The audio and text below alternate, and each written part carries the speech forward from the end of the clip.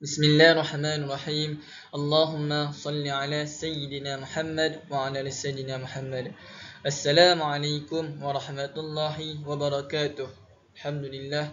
Wassalatu wassalamu ala asyafi anbiya wal mursalin wa ala alihi washabihi ajma'in. Amma ba'd. Jadinya, marilah sama-sama kita bersyukur kehadap Allah SWT masih diberikan kita ni kesihatan dan juga nikmat iman dan juga nikmat Islam, yang mana nikmat yang sering orang ramai lupa adalah dua nikmat, iaitu nikmat masa lapan dan juga nikmat kesihatan. Jadi kita kena bersyukur, sentiasa bersyukur kehadap Ilahi, sentiasa menggunakan kita ni dengan banyak nikmat, seperti nikmat kita dapat bernafas dan sebagainya. Jadi insya-Allah ana Muhammad Khairul Faiz bin Osman daripada program PPISMP ambilan Jun 2023 akan berkongsi berkaitan metodologi Al-Quran bagi penerapan akidah untuk memantapkan dan mengukuhkan keimanan seseorang Muslim. Jadi kita kena faham apakah yang dimaksudkan dengan metodologi itu. Metodologi ini adalah kaedah atau cara Al-Quran bagi penerapan akidah. Akidah ni merupakan kepercayaan kita sebagai umat Islam untuk memantapkan lagi dan mengukuhkan keimanan kita sendiri, keimanan diri kita lah. Jadi kita kena faham Al-Quran ni merupakan kalam Allah yang merupakan mujizat teragun yang diturunkan kepada Nabi Muhammad SAW dalam bahasa Arab. Dan juga Al-Quran ini diturunkan dengan perantaraan malaikat Jibril secara mutawatir, iaitu secara beransur-ansur. Al-Quran ini tidak diturunkan secara sekaligus, tapi secara berperingkat-peringkat yang dipanggil mutawatir. Dan juga Al-Quran ini menjadi satu ibadah kepada kita apabila kita membacanya, kerana Allah telah memberitahu kepada kita apabila kita membaca satu ayat Quran, iaitu satu huruf, Allah menjanjikan 10 pahala kepada kita. Alangkah nikmatnya apabila kita dapat membaca Al-Quran ini, melazami Al-Quran ini setiap hari. Jadi Al-Quran ini mampu untuk mengukuhkan lagi akidah kita ni, iaitu akidah Islam dalam diri kita. Jadi kita lihat pada sesungguhnya Al-Quran ni merupakan sumber utama untuk segala persoalan umat Islam, terutamanya akidah. Al-Quran mempunyai kaedah terkini sehingga mampu menjadi asas pemikiran yang kukuh dalam aspek kepercayaan dan akidah. Jadi kita faham Al-Quran ini merupakan mujizat ilmu, iaitu mujizat teragun yang dikurniakan oleh Allah SWT kepada Nabi Muhammad SAW. Al-Quran ini merupakan sumber utama untuk kita jadikan rujukan kita dalam suatu permasalahan ataupun untuk dijadikan sebagai tauladan kepada kita. Jadi kita tahu dalam satu hadis, iaitu taraktu fikum amrai lan tadillu ma tamassaktum bihima kitaballahi wa sunnati rasulih, yang bermaksud ku telah tinggalkan pada kamu dua perkara, kamu tidak akan sesat selama berpegang kepada keduanya, iaitu kitab Allah dan juga sunnah Rasulullah. Jadi daripada hadis yang anda bacakan sebentar tadi, kita boleh lihat bahawa Al-Quran ni merupakan panduan utama ataupun rujukan utama untuk kita ni, menjadikannya panduan utama dalam kehidupan kita, agar kita ni tidak terpesong daripada akidah yang benar, tidak terpesong kepada akidah yang batil. Al-Quran ni merupakan mujizat teragun daripada Allah SWT. Dalam surah kita boleh lihat, dalam surah Al-Fatir ayat ke-15 hingga 17 yang menyatakan a'udzubillahi minasyaitonirrajim, ya ayyuhan nasu antumul fuqara'u ila Allah wallahu huwal ghaniyyul hamid in yasha yuzhibakum wa ya'ti bi khalqin jadid wa ma dzalika 'ala Allah bi'aziz, yang bermaksud, wahai umat manusia, kamulah yang sentiasa berhajat kepada Allah dalam segala perkara, sedangkan Allah dialah sahaja yang maha kaya lagi maha terpuji. Jika dia mahu, nescaya dia membinasakan kamu dan mendatangkan makhluk yang baru, dan pelaksanaan yang demikian tidak suka bagi Allah. Jadi Al-Quran telah menyatakan bahawa dalam kehidupan kita ni, kita sentiasa berhajat kepada Allah SWT, itu sentiasa mengharapkan pertolongan Allah SWT dalam segala aspek kehidupan yang kita lakukan. Seperti kita mau mandi, bangun daripada tidur, mau pergi kerja, kita sentiasa mengharapkan pertolongan Allah SWT, sebab Allah ni bagi kita keselamatan kepada kita. Sebab kita tidak tahu apabila kita berjalan, kemungkinan kita boleh tergelincir. Dengan pertolongan Allah SWT, Allah memberi kita kekuatan untuk kita ni berjalan seperti sedia kala. Allah mengurniakan kita ni kekuatan. Kerana la hawla wa la quwwata illa billahil aliyil azim. Tiada daya dan upaya melainkan Allah yang bagi kepada kita. Macam Anas sekarang ni bercakap, Allah bagi kekuatan kepada Anas ni untuk melatarkan ataupun berkongsi pada malam ni. Alhamdulillah. Jadi kita lihatlah antara metodologi Al-Quran, kaedah Al-Quran ni yang pertama dalam menerapkan akidah kepada kita adalah kebebasan akal daripada paksaan dan taklid. Jadi kita kena faham akal. Macam mana Al-Quran ini menerapkan akidah, mengukuhkan akidah kita ni untuk kita menjadi seorang Muslim yang mantap, iaitu yang kukuh daripada segi kepercayaan kita kepada agama Islam sendiri. Jadinya Al-Quran ini mengajar kita ni menggunakan akal, yang mana melalui akal ni iaitu sebuah jalan untuk kita ni berfikir mana satu yang betul, mana satu yang benar. Sebabnya Al-Quran ni tidak mengajar kita untuk kita ni percaya, kita ni percaya kepada sesuatu itu dengan paksaan ataupun taklid. Iaitu yang dimaksudkan taklid di sini adalah kita ni percaya ataupun ikut-ikutan secara bodoh ataupun membetul-tuli. Maksudnya kita ni ikut suatu benda tu tanpa kita berfikir, mencari kebenarannya. Maksudnya tanpa ilmu kita ikut suatu benda tu. Jadi Al-Quran ni mengajar kita ni berfikir dulu sebelum kita ni mencari suatu, mempercayai suatu ilmu tu. Kerana kita baca dulu, Al-Quran mengiktiraf akal manusia sebagai jalan untuk berfikir. Al-Quran mengajak manusia berfikir dahulu untuk memahami konsep akidah tauhid. Jadinya sebelum kita ni mempercayai ataupun mempercayai suatu benda tu, kita ni haruslah berfikir menggunakan akal untuk berfikir, benda ni betul ke? Benda ni betul ke? Kena ambil tahu. Kerana Allah SWT telah menurunkan Al-Quran. Al-Quran ni sebagai sumber yang mana menjadikan rujukan kita ni untuk kita ni lebih yakin kepada akidah Islam.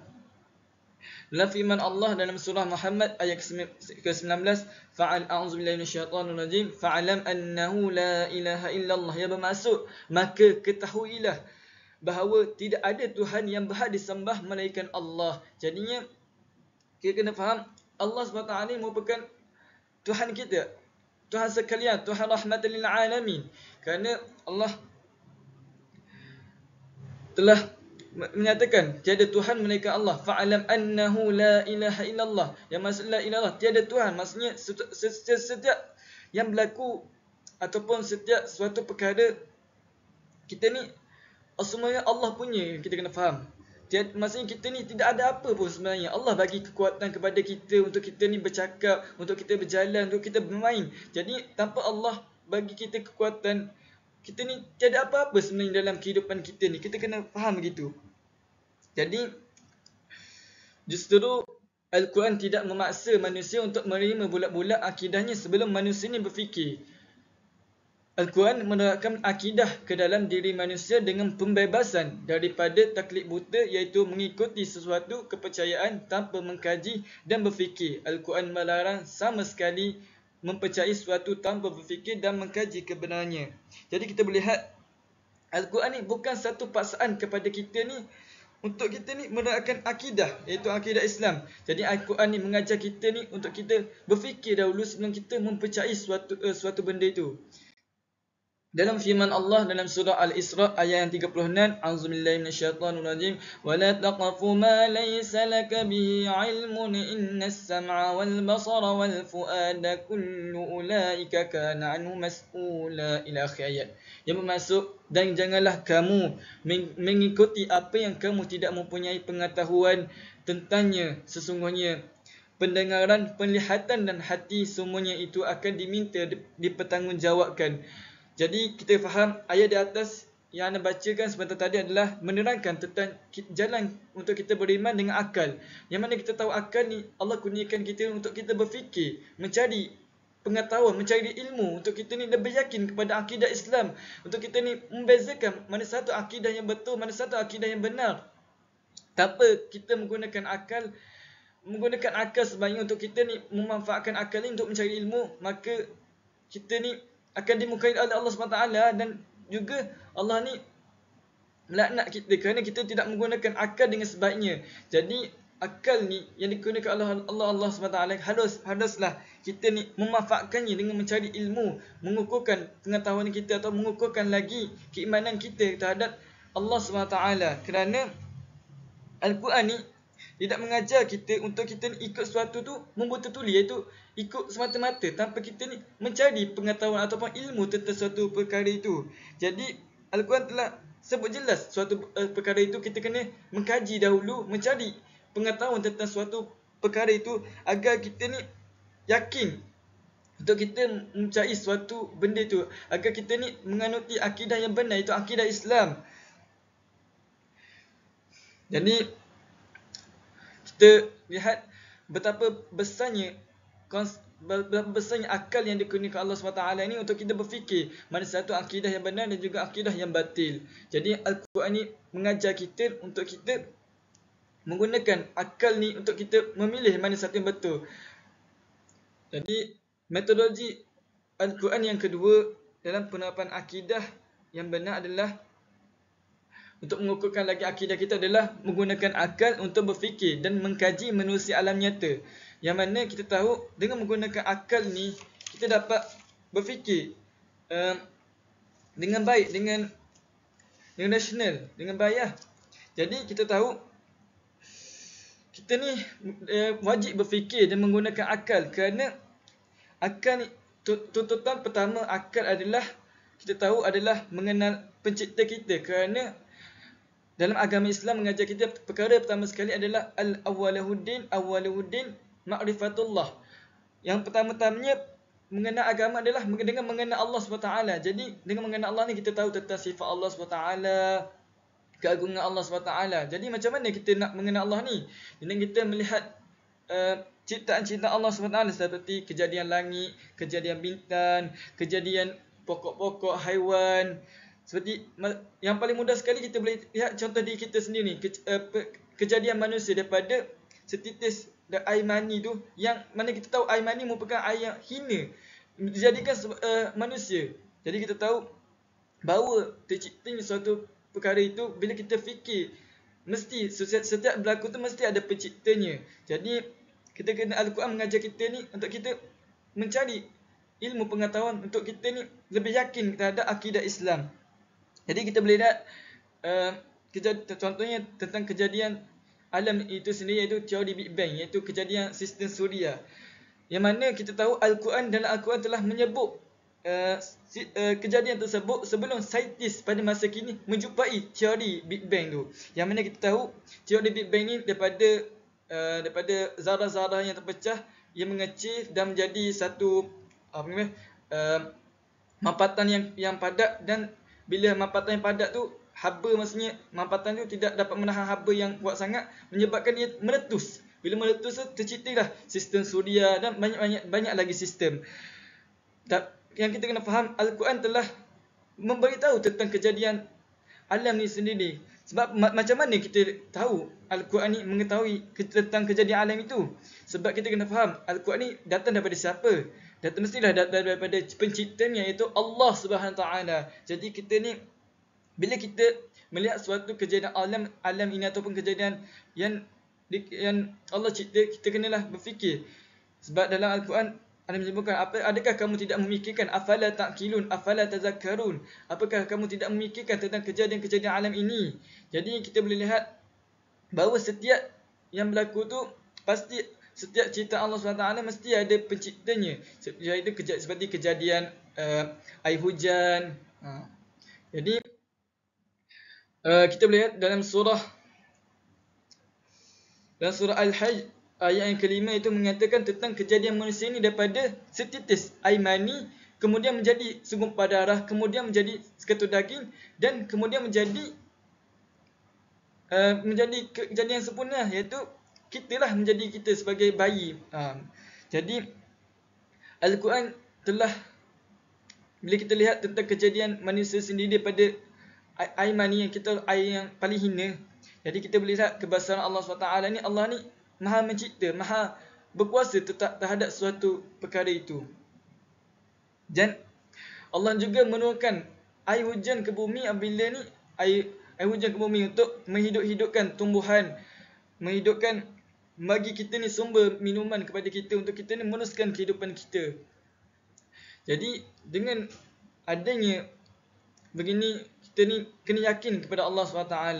Jadi Al-Quran juga ada menerangkan dalam surah Az-Zumar ayat 21 tentang kejadian langit dan tumbuh-tumbuhan, yang mana Allah ni menurunkan air dari langit, lepas tu daripada langit maka di atasnya menjadi sumber-sumber air ni untuk kita ni minum, untuk tumbuhan hidup. Jadi kita boleh lihat setiap kitaran hujan ataupun kitaran yang berlaku dalam kehidupan kita ni, seperti kitaran air hujan, kitaran air mata air ke, kita boleh lihat pasti ada penciptanya.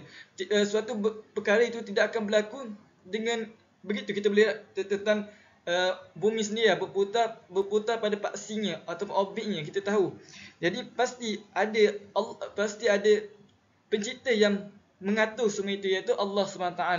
Jadi dalam kehidupan kita ni kena sentiasa yakin terhadap Allah SWT. Jadi Al-Quran ini merupakan mukjizat ilmu, mukjizat yang mana menyuruh kita ni untuk menggunakan akal untuk kita ni berfikir, mencari ilmu pengetahuan kita, mencari ilmu pengetahuan untuk kita ni mempercayai suatu akidah itu, iaitu akidah Islam, dengan lebih yakin dan mantap, supaya kita ni tidak mudah terpesan dengan agama-agama yang batil ataupun agama-agama yang lain selain agama Islam. Jadi metodologi Al-Quran iaitu yang ketiga dalam penerapan akidah kepada kita adalah Al-Quran ini mendedahkan kepercayaan atau akidah dan memantapkan dan menetapkan kebatilannya. Kerana dalam surah Al-Ma'idah ayat yang 73 yang maksud sungguhnya telah kafir orang yang mengatakan Allah itu salah satu daripada tiga, padahal tiada Tuhan selain Tuhan yang esa. Jika mereka tidak berhenti daripada yang mereka katakan, pasti orang kafir antara mereka akan ditimpa azab yang pedih. Jadi kita boleh lihat Al-Quran ni telah menjelaskan bahawa mendedahkan kepada kita ni akidah yang batil, seperti mana akidah Kristian yang kita tahu. Akidah Kristian menganut tiga Tuhan, iaitu Tuhan Bapa, Tuhan Anak dan juga Holy Spirit, yang mana kepercayaan kepada roh-roh atau kepercayaan kepada Holy Spirit lah, kepada spirit, kepada Allahumma salli ala sayyidina Muhammad, kepada suatu benda yang gaib, suatu benda yang Holy Spirit, maksudnya daripada maksudnya di sini ada macam holy, maksudnya spirit, maksudnya semangat yang datang daripada mimpi sendiri lah, maksudnya begitulah. Jadinya Al-Quran sendiri telah menyatakan bahawa Allah SWT adalah satu, yang mana Al-Quran juga mendedahkan bahawa akidah Kristian adalah akidah yang batil, maksudnya akidah yang salah. Jadi sebabnya dalam surah Al-Ikhlas Allah menyatakan Qul huwallahu ahad, Allahus samad, lam yalid wa lam yulad wa lam yakul lahu kufuwan ahad. Qul huwallahu ahad, katakanlah Dialah Allah yang Maha Esa, bahawa Allah telah menyatakan dalam surah Al-Ikhlas ayat pertama bahawa Allah SWT ini adalah Esa, maksudnya Allah ini adalah satu, tidak dan juga tidak diperanak-anakkan. Dan juga kita boleh lihat dalam surah Fussilat ayat yang ke-37 yang masuk, dan di antara tanda kekuasaannya ialah malam dan siang serta matahari dan bulan. Janganlah kamu sujud kepada bulan maupun matahari, sebaliknya sujudlah kepada yang menciptakan, kalau betul kamu hanya beribadah kepada Allah. Jadi kita boleh lihat bahawa bulan pun, matahari ini merupakan ciptaan Allah SWT. Jadinya bulan ni kita boleh lihat, bulan ni tidak mendatangkan mudarat ataupun manfaat kepada kita. Jadinya patutkah kita ni secara logik kita boleh fikir, macam contoh kita fikir bahala yang diciptakan oleh orang kafir kan, tidak mendatangkan manfaat kepada mereka ataupun tidak mendatangkan pun kebaikan. Jadi siapa yang lebih hebat, orang yang menciptakan bahala tu, orang yang menciptakan bahala ataupun bahala tu lagi hebat? Kalau kita fikir logik, mestilah orang yang menciptakan bahala itu lagi hebat kerana mampu mengukir semua tu. Jadi ingat Al-Quran ni mendedahkan kepercayaan yang betul lah, yang mana dan juga menetapkan kebatilannya. Yang kita kena faham, Al-Quran ni menjelaskan mana yang hak, mana yang betul. Mana yang hak ni adalah yang betul lah, dan juga menjelaskan mana yang batil, mana yang salah, mana yang tidak patut kita anuti. Jadi kita tahu, jadi dengan Al-Quran mendedahkan yang mana yang hak, mana yang batil, kita ni dapat membuat penilaian ataupun membuat penilaian untuk diri kita ni, untuk kita memilih agama yang sebenar-benarnya, iaitu agama Islam. Maksudnya kita tahu mana satu agama yang betul, agama yang salah. Jadi dengan kita menggunakan akal, fikiran dan juga Al-Quran sendiri menjelaskan akidah yang benar, akidah batil. Jadi kita ni bertambah lagi keyakinan kita ni kepada Allah SWT. Bertambah keyakinan kita kepada Allah SWT. Al-Quran juga menceritakan tentang, kita boleh lihat kalau kita baca tafsir-tafsir dalam Al-Quran ini, ayat-ayat Al-Quran banyak menceritakan tentang kisah-kisah para Nabi terdahulu. Contohnya kita ambil kisah Nabi Lut, yang mana kaum Nabi Lut kita tahu, mereka ni mengamalkan satu fenomena yang salah daripada tabi'in, iaitu yang salah daripada kebiasaannya. Maksudnya mengamalkan benda-benda yang salah, benda-benda yang tidak baik. Jadi Allah SWT menurunkan bala kepada mereka. Jadi kita boleh ambil pengajaran. Al-Quran ni banyak memberi kita pengajaran dan juga menguatkan kita, dapat mengukuhkan kita tentang akidah Islam ni, akidah ahli sunnah wal jamaah. Kerana akidah Islam merupakan akidah yang syumul, akidah yang sempurna, yang boleh diterima oleh orang ramai. Yang mana kita boleh ambil budak-budak pun boleh menerima akidah Islam. Yang mana kita boleh lihat antara kanak-kanak yang terawal masuk Islam adalah Sayyidina Ali. Yang mana kita tahu, untuk menerima suatu akidah ataupun kita kena, iaitu soalnya itu mestilah mukallaf. Yang masuk mukallaf ni mestilah balik ataupun balik dan juga berakal, dan juga sampai dakwah Nabi SAW. Budak-budak pun boleh fikir macam mana boleh menerima akidah Islam ni adalah akidah yang benar, akidah yang betul, akidah yang sebenar-benarnya. Dan juga dalam surah Al-Furqan, namun mereka menjadikan perkara lain sebagai Tuhan-Tuhan selain dia untuk disembah, padahal Tuhan itu tidak mampu menciptakan apa-apa. Bahkan mereka sendiri diciptakan dan tidak mampu memberi manfaat, serta tidak mampu mematikan, menghidupkan dan membangkitkan. Jadi kita boleh lihat, macam anak ambil contoh berhala tadi, yang mana lagi hebat? Tuhan yang menciptakan ke berhala lagi hebat? Mestilah Tuhan menciptakan, kerana berhala itu tidak mendatangkan sebarang mudarat ataupun manfaat kepada mereka. Jadi Allah SWT ni merupakan pencipta kepada kita. Jadi kita kena menggunakan akal, iaitu merupakan satu jalan untuk kita ni berfikir mana satu yang betul, mana satu yang benar. Jadi antara metodologi Al-Quran yang keempat adalah membentangkan akidah yang benar dan mengisbatkan kebenarannya. Maksudnya mengisbatkan di sini adalah menetapkan kebenarannya. Jadi Al-Quran ni menyatakan dengan tegas dan jelas suatu kepercayaan dan akidah benar kepada manusia untuk diikuti. Al-Quran juga membuktikan kebenaran juga kepercayaan tersebut dengan membawa bukti-bukti kukuh sama ada secara logik ataupun realiti. Contohnya kita boleh ambil Nabi Muhammad SAW membuktikan kebenaran dengan mukjizat, yang mana mukjizat yang dibawa oleh Nabi Muhammad SAW. Dan juga sebagaimana maklum, ketika menjelaskan dan membentangkan ajaran atau agama benar, khususnya Islam, Al-Quran secara tidak langsung menerangkan akidah yang benar tersebut dengan mudah dan cara yang dapat diterima oleh akal manusia. Perkara seperti ini juga diterangkan menerusi nas Al-Quran pada beberapa tempat. Antaranya ialah daripada aspek ketuhanan, yang kedua adalah kenabian dan juga sa'iyat. Kita kena faham ketuhanan. Yang mana ketuhanan. Yang mana Al-Quran ini menyatakan bahawa Allah itu adalah esa, menafikan kesesatan dan kebatilan akidah golongan yang mendakwa Allah itu ada anak, ada tiga, serta berbagai-bagai bentuk akidah. Kerana dalam surah Ikhlas Allah menyatakan, Bismillahirrahmanirrahim, Qul huwallahu ahad, katakanlah dialah Allah yang Maha Esa. Allahus Samad, Allah adalah Tuhan yang bergantung kepadanya segala sesuatu. Lam yalid wa lam yulad, dia tidak beranak dan tidak pula diperanakkan. Walam yakul lahu kufuwan ahad, dan tidak ada seorang pun yang setara dengannya.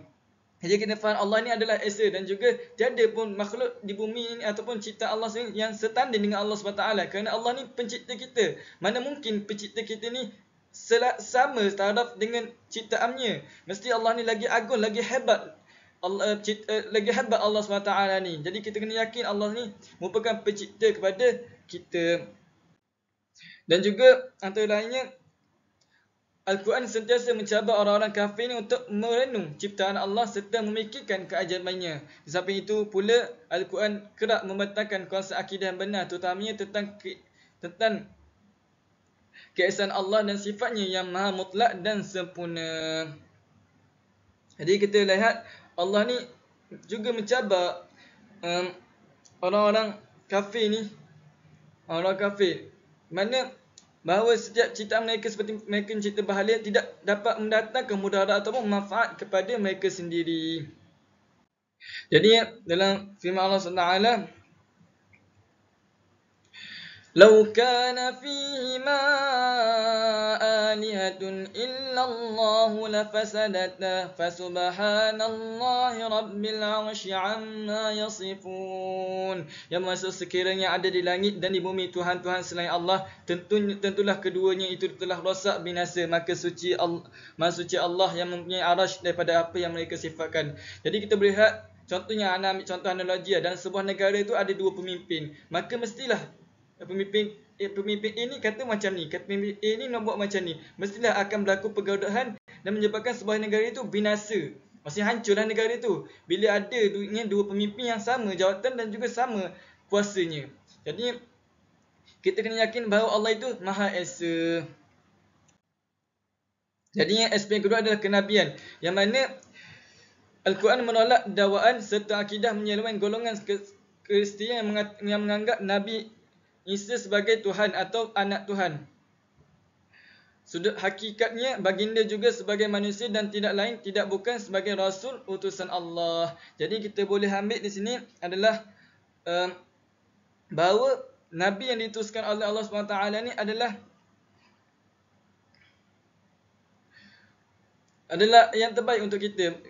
Yang boleh kita ambil adalah tauladan mereka. Sepertinya laqad ja'akum rasulun fihi uswatun hasanatun. Dalam surah Al-Quran menyatakan bahawa Allahumma salli alaihi wasallam. Ana tak ingat ayat Quran, tapi yang bermaksud beginilah. Maksud bahawa pada kehidupan Nabi itu adanya tauladan yang baik yang harus kita ikuti. Dan juga yang terakhir sekali adalah sam'iyat. Daripada sam'iyat ni kita kena faham apa itu sam'iyat. Sam'iyat ni membicarakan tentang perkara ghaib. Yang mana kita tahu perkara ghaib ni tidak mampu dicapai oleh akal fikiran kita sendiri. Maksudnya kita ni tidak mampu memikirkan tentang di luar batasan kita, perkara yang tidak boleh nampak dengan mata kasar kita.